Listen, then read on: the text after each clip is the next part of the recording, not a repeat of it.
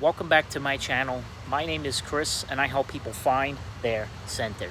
In this video, I'm going to share with you some more information about starseeds, in particular indigos and blue rays, and what are some of the key differences, and how to know if you're an indigo or a blue ray. So for those of you that don't know, what is a starseed? A starseed is everybody on the planet is a starseed. We all come from other dimensions, other planets, other star systems, and we're born here on Earth and mixed. Our DNA is mixed with humanoid, Pleiadian, and other various terms. So we exist on multi-dimensions, we exist in multiple realms, and when we go to bed at night, we're actually not going to sleep. We're actually going to connect with other versions of ourselves in other planetary systems to do work in higher dimensions. And why would we do that? Why don't we remember some of this stuff when we wake up?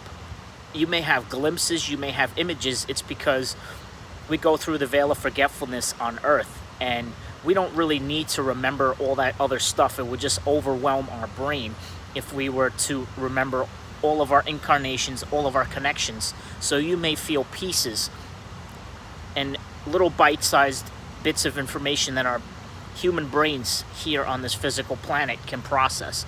So you may have connections to Arcturus, to Atlantis, to Lemuria, to Maldek, to Sirius, to Draco, and these are just some of the main planets that you might hear about. So so why don't we remember these things? Why don't we remember? It's because it would be overwhelming for us if we were to have to. It would be an overload of information. Think about a computer that has, or your phone has too much memory. It turns off, it blows itself out. Anyway, you're only given enough information that you can process. So what is the difference between some indigos and blue rays? First off, blue rays are in their mid-30s to 50s. They're like middle-aged, and they're usually the parents of indigos. Indigos are our children, our grandchildren. Some indigos could be adults, but like indigos are our younger generation, and there's different categories of indigos. You've got the regular indigos, you've got the crystal indigos, you've got the new generation, which is the rainbow indigos, and they're each here for a different and unique purpose. So I feel like an indigo is more fiery, usually in personality.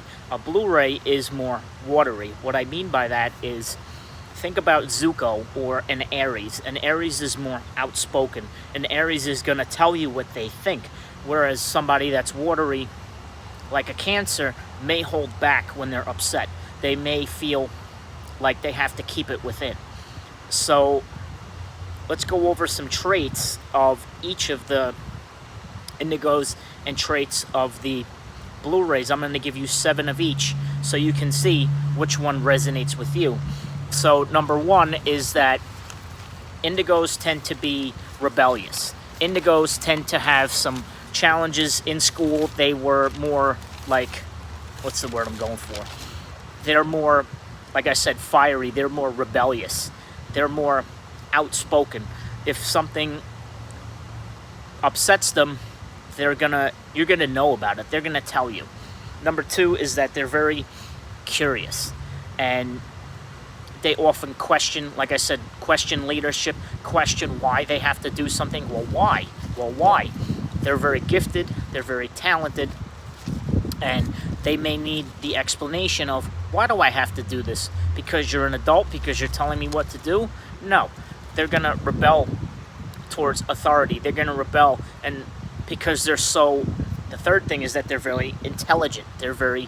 You cannot get anything over on an indigo. Like one of my nieces, she's 4 years old, and you have to kind of explain to her like the meaning behind it. There's no fooling her. She's gonna tell you like it is. She's gonna stand up for herself and say no. So The So the first thing is that they're rebellious in school. The second thing is they're outspoken. The third thing is that they're creative. The fourth thing is that they're curious. The fifth is that they're problem solvers. The sixth is that they're leaders. And their seventh is their sense of equality. So, like I said, my niece, she's very fiery. If you ask her to do something without giving her a good reason because I said so, isn't a good answer. She's not going to do it. She's going to tell you no. She's going to say, do it yourself. She actually told my mom. My mom went to go say, hey, can you itch my back? She said, no, do it yourself. There's no fooling these kids. You have to be transparent with them. You have to give them enough information that they can process. A lot of Indigos don't agree with the school system. They don't agree with inequality. And they stand up. They're the protesters. They're the kids and young adults, like our Generation Zers, that are marching for equal rights, that are marching for injustices. They're marching and protesting and standing up for others, for social injustice, for animal rights, for different women's and Black Lives Matter and All Lives Matter. They're the rebels that are more outspoken and they're more fiery about it. Whereas Blu-rays tend to be more reserved. They tend to be more yin, and the Indigos tend to be more yang in expression most of the time. There's similarities. So 7 traits of a Blu-ray is that Blu-rays are ultra sensitive.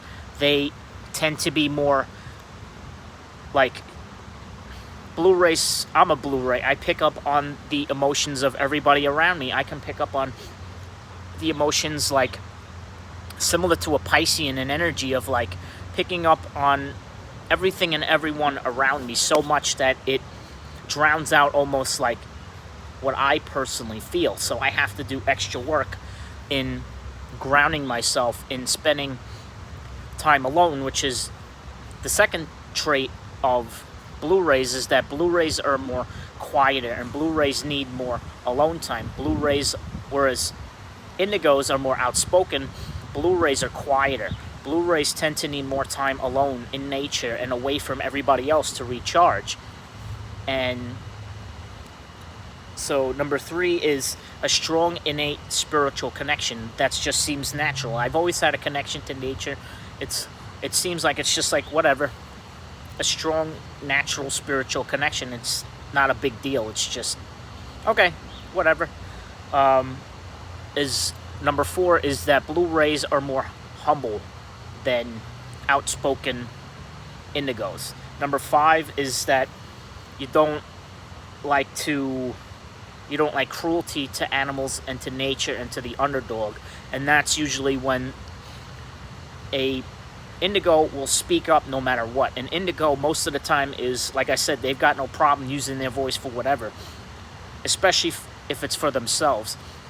Blu-rays tend to be more quiet. They tend to be more humble and reserved, except when like somebody's harming an animal, or like I used to stand up a lot for kids that were abused. I wouldn't really stand up for myself, but I had no problems with standing up for cruelty to animals. I had no problems using my voice to stand up for others and others' rights and kids that are abused. And I would just, that's when you'll see in a Blu-ray tend to be more fiery, is when somebody else is the underdog, not necessarily for themselves. And that's part of the lesson of Blu-rays, is to learn that you need to stand up for yourself too. So, and Blu-rays tend to be more adaptable. Blu-rays tend to be more fluid, more watery, and they may stick around in more toxic environments, toxic relationships, toxic jobs, and stuff like that, and attract narcissists and sociopaths and people like that, because Blu-rays tend to see the potential in everything and everyone. They recognize that everyone is a spiritual being, and you could see the potential of that individual. So you tend to stay longer in that situation to try to improve it. You stay longer in that situation, longer than necessary, which is not really a good thing with toxic family members. Why? Because you're trying to help them. You see their greatest and highest potential, but it's up to that individual being to see that highest potential for themselves. So Blu-rays were quieter, more vulnerable. I didn't stand up for myself a lot as a child. I was more quiet, and I had some self-esteem issues that I was working on and working through. So I'm like, if I don't make any noise, if I'm more quiet, maybe nobody will notice me. I tended to suppress myself more. I tended to withdraw and retreat rather than deal with conflict head on. And oftentimes I felt powerless. Oftentimes I felt vulnerable and weak.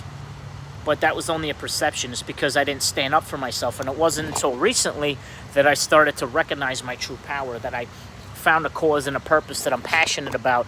And it's things that I'm linked to, which is like special abilities, LGBTQ+, animal rights, nature, and recognizing everybody as a divine being that has a right to express themselves. So it wasn't until recently when I started this channel that I started to like use more of that yang energy, use it for a purpose and a cause.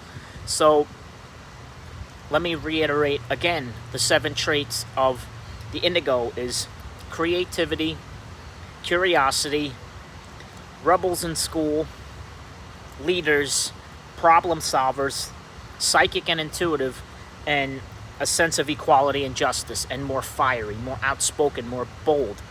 Traits, 7 traits of Blu-rays is ultra sensitive, prefer to be alone, strong natural spirituality, and that is like whatever, it's just natural, humble about their spiritual connection and their gifts, quieter than and more reserved than their outspoken counterparts of Indigos, tend to just sit back and watch.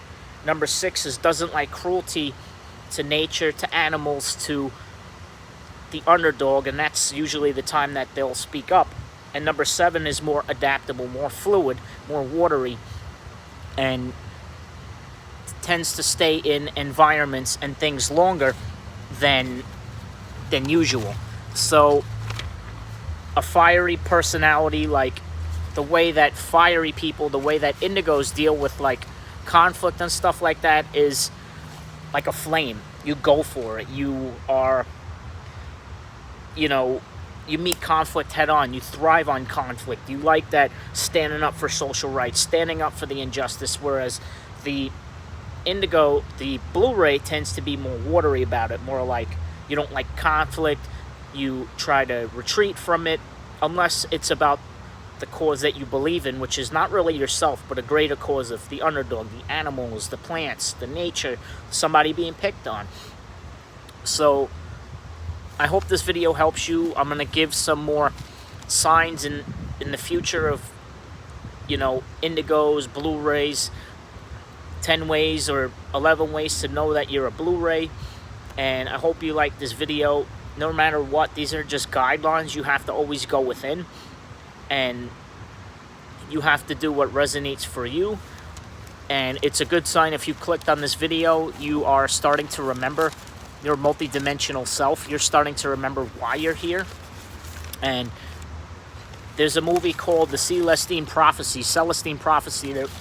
There was a book about it that was written not too long ago. It's on, I think the movie is still on Prime, but it kind of summarizes what we're going through now here on the planet, which is the Great Awakening, waking up from the veil of forgetfulness, waking up from our sleep, and remembering why we chose to come into this physical vessel and be on Earth in the first place, for the Great Awakening that's going on. I hope you like this video.